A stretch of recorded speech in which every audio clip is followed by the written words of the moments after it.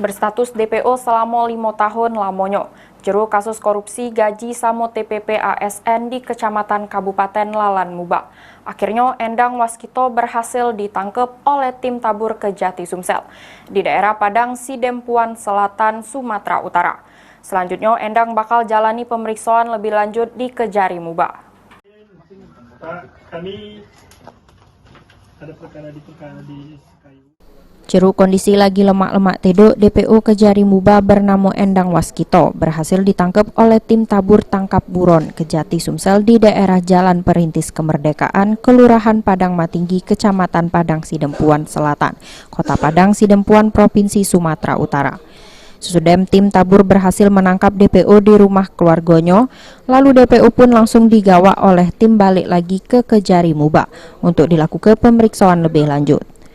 Menurut keterangan dari Kasih Penkum Kejati Sumsel Muhammad Radian ungkapke, DPO ini jabat sebagai bendahara di kantor camat Lalan Muba, diduga sesudem gelap ke duit gaji ASN di kecamatan sebanyak 264 juta rupiah lebih. Seperti apa dia korupsi itu? Jadi modusnya itu tersangka ini kan sebagai bendahara di kantor kecamatan Lalang itu. Jadi dia sebagai bendahara, dia seharusnya membayarkan gaji pegawai, gaji dan TPP-nya oleh bendahara itu tidak dibayarkan. Berapa? Sekitar 246 juta. Dari pengakuan tersangka Pak, kan setelah diperiksa itu uangnya tuh dikemanakan Pak? Nah, jadi kan begini, dalam prosesnya itu ya tersangka belum kita periksa.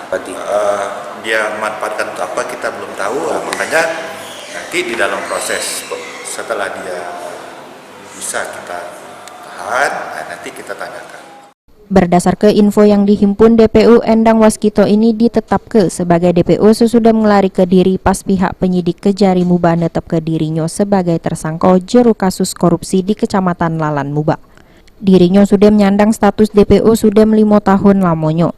Jadi sehabis kena tangkap oleh tim tabur Kejati Sumsel, Endang Waskito pun ngelanjuti lagi proses pemberkasan terhadap dirinya untuk dilengkapi lalu diserahkan ke pihak Pengadilan Tipikor Palembang untuk disidangke. Sri Febriandi, PAL TV.